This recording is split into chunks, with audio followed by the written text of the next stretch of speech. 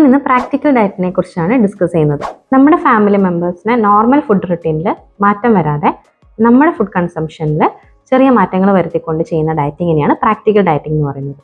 ഒരു ഉദാഹരണത്തിന്, ഇപ്പോൾ വെയിറ്റ് മാനേജ്മെൻറ്റ് സമയത്ത് നമ്മൾ ശീലിച്ചു വന്ന ഭക്ഷണങ്ങളല്ലാതെ ഇപ്പോൾ സ്മൂത്തീസ് ആണെങ്കിലും ഓട്ട് മീൽ ആണെങ്കിലും അല്ലെങ്കിൽ രാവിലെ തന്നെ ടോസ്റ്റ് ആയിട്ടും ഒക്കെ ഒരുപാട് പേര് ഇപ്പോൾ എടുക്കുന്നുണ്ട്. പക്ഷെ അതൊന്നും ഒരു പരിധി കൂടുതൽ മുന്നോട്ട് പോകാൻ സാധിക്കുന്നില്ല. കുറച്ച് കഴിഞ്ഞാൽ നമുക്ക് മടുപ്പ് വരും. അതിന് പകരമായിട്ട് നമ്മൾ ശീലിച്ചു വന്ന നമുക്ക് സാത്മ്യമായിട്ടുള്ള ഭക്ഷണങ്ങൾ, അതായത് ഇഡ്ഡലി, ദോശ, പുട്ട്, വെള്ളയപ്പം, ഇതെല്ലാം എങ്ങനെ ഹെൽത്തിയായി ബാലൻസ്ഡ് ആയിട്ട് നമുക്ക് കഴിക്കാൻ പറ്റും എന്നതാണ് പ്രാക്ടിക്കൽ ഡയറ്റിനെ കൊണ്ട് ഉദ്ദേശിക്കുന്നത്.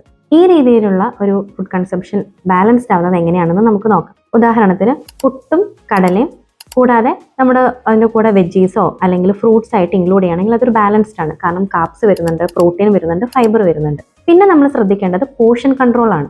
ഇപ്പോൾ 2 കഷ്ണം പുട്ടും കുറച്ച് കടലക്കറിയും അതേപോലെ ഒരു ചെറിയ കഷ്ണം ആപ്പിളോ അല്ലെങ്കിൽ എന്തെങ്കിലും ഫ്രൂട്ട്സോ കഴിക്കുകയാണെങ്കിൽ അത് അവിടെ ബാലൻസ്ഡ് ആവില്ല. അതിന് പകരമായിട്ട് നമ്മൾ ഈ 2 കഷ്ണം എന്നുള്ളത് 1 കഷ്ണം പുട്ടാക്കിയിട്ട് അതിൻ്റെ ഒരു 1/2 കപ്പ് കടലക്കറിയാണ് എടുക്കുന്നതെങ്കിൽ അത് 1 കപ്പ് കടലക്കറി ആയിട്ട് എടുക്കുക. കൂടാതെ അതിനേക്കാൾ 2 ഇരട്ടിയായിട്ട് നമ്മൾ ഫൈബർ കണ്ടന്റ് കൂട്ടും.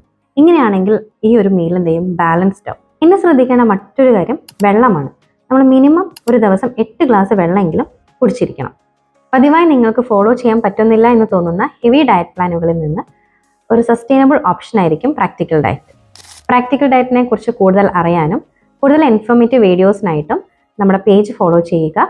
താഴെ കാണുന്ന നമ്പറിൽ കോൺടാക്ട് ചെയ്യുക.